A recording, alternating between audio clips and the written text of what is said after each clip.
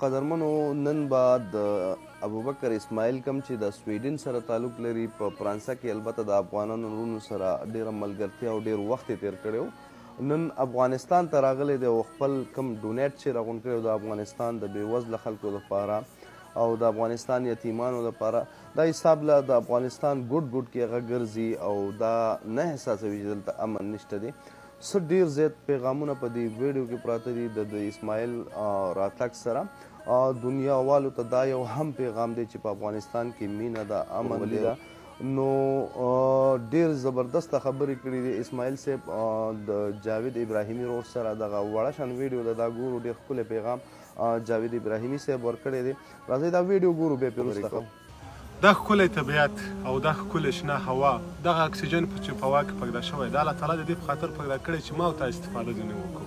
یعنې تا اشرف مخلوقات یې الله تعالی تا ته څومره لوی قدر درکړی دی په دغو لرګیو کې بیا داسې پاڼې راشنه شوي په دې پاڼې کې دغسې ښکلې مالټې راشنه شوي دي او دا د الله تعالی نعمتونه دي النحل والرمان فبأي آلاء ربكما تكذبان سبحان الله څومره ښکلی آیات تلاوت کوي تاسو به د الله تعالی کوم نعمتونه دروغ وګڼئ ګوره دغه مالټه څومره خوږه ده راځئ د الله تعالی په نعمتونو باندې شکر وباسو تاسو چې کله په نعمتونو باندې شکر وباسئ نعمتونه څنګه کیږي شکر وباسئ زیاتیږي لو شکرتن ازیدنکم شکر که تا ته نور بدرکو سبحان الله تاسو چې کله شکر وباسئ نعمتونه ورسره عزتمندو جاوید ابراهیمي صاحب ډېر یو تقوادار او دینداره انسان دی هغه چې کوم پیغام ورکړو ډېر زبردست پیغام و نور دا هېڅ میټر نه کوي چې دا تور دی دا سپین دی دا سور دی دا شین دی الله پاک ته هغه انسان نږدې دی چې کوم کې تقوا وي کوم کې پرهیزګاري وي نو الله پاک هغه انسان خوښوي دا ټول الله پاک پیدا کړي دي د الله پاک بندګان دي که هغه سپین وي که سور وي نو هغه دپاره یو شان دي الله پاک هغه انسان خوښوي چې په چا کې تقوا وي د بل لپاره پکې خدمت وي د بل سره پکې مرسته وي دغه ابوبکر اسماعیل چې دی افغانستان ته راغلی دی تاسو وګورئ د افغانستان په ګوټ ګوټ کې ګرځي د افغانستان کونړ ولایت ته هم راغلی دی او خپل فرانسه کې چې کوم د افغانانو وروڼو کومه ډونیټ راغونډ کړی و هغه یې هم د ځانه سره راوړی دی غواړي چې په افغانستان کې چې کوم دی بېوزله یتیمانانو سره مرسته وکړي یقینا که دا تورپوستی هم دی خو ډېر خوږ انسان دی او د تقریبا په 2 کاله کې چې کوم دی د افغانستان دغه ښکلې پښتو یاده کړه عزتمندو کوشش کوئ خپله ژبه یاده کوئ عزتمندو تاسو وګورئ دغه ابوبکر اسماعیل چې کله پښتو وایي څومره خوند کوي څومره مزه کوي هغه چې دا ماته ګوډه پښتو وایي خو هغه اسماعیل صاحب وایي چې مطلب زما 4 زبانه یاد دي عربي دی د سویډن دی او اوسیږي په فرانسه کې کار کوي پوه شو انګلیش فرانسوي پښتو او خپل عربي زبان دا د یاد دي خو دا وایي چې په ټولو کې خوږ زبان چې کوم دی هغه پښتو دی نو موږ له پکار چې د خپل پښتو قدر وکړو موږ چې کله بار ته یورپ ته لاړ شو نو موږ په خپله پښتو باندې شرمېږو نو داسې نه پکار هغه شاعر وایي که نه وایي پردی ژبه یادول لوی هنر دی خپله ژبه هیرول بې کمالي ده نو عزتمندو خپله ژبه چې کوم دی دا پروموټ کوي دا په ټوله دنیا کې خپاره کوي تاسو وګورئ کله به هم یو انګریز په بل زبان کې خبرې ونه کړي که هغه د دنیا په هر ګوټ کې که کرکټ وي که فوټبال وي که هر څه وي نو که ښه د هغه پښتو م یادوي مطلب د هغه پلیر فرانسوي یادوي عربي یادوي خو دا به هماغه خپله ژبه انګلیش کې خبرې کوي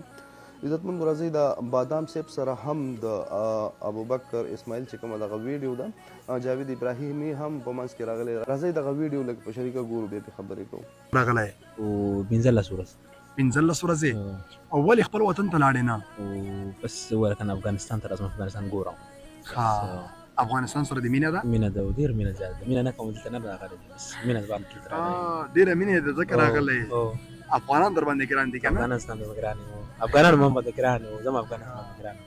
هلته څوک درغلي میدان هوایي ته میدان هوایي ته ډېر ده نومونه نه راځي ډېر ده هلکان ایرپورټ ته څوک درغلی و هلته چې کله ځان سره راواخیستی اول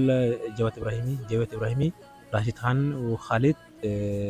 نجیب چکر مکر در که چېرته راغلی اوس اوس زموږ لکه ماشاءالله غرونه سره دی لکه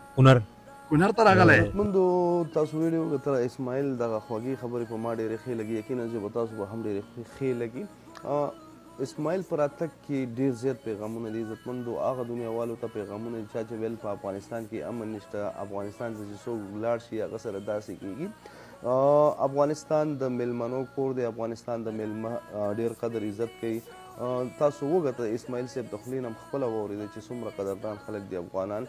افغانستان یقینا یو پرامنه ملک دی. تاسو هم کولی شئ چې وزټ وکړئ د دغه ښایسته ښایسته شنو درو د دغه ښایسته دنګو غرونو وزټ تاسو هم کولی شئ. ډېر زیات تقوادار انسان دی. تاسو وګورئ چې کومه خبره کوي نو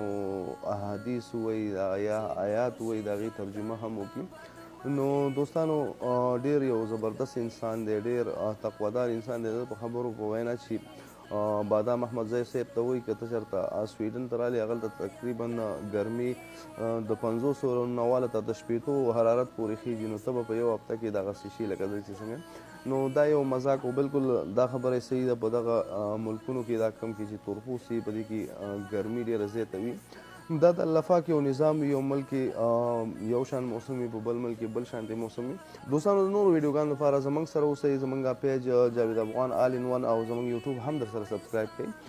د ویډیو کتل نه جهان مننه. که څوک نوي یې زموږ یوټیوب در سره لازمي سبسکرایب کړئ. ویډیو مکمل ګورئ. ښایسته ښایسته کمنټونه کوئ تر څو ستاسو دپاره موږ ښایسته سبق آموز ویډیوګانې راوړو. موږ به کوشش کوو چې ستاسو په شونډو باندې مسکا راولو او تاسو سپورټ راکوئ. دوستانو زموږ یوټیوب چینل در سره لازمي سبسکرایب کړئ که څوک نوي راغلي یاستئ. د الله په امان.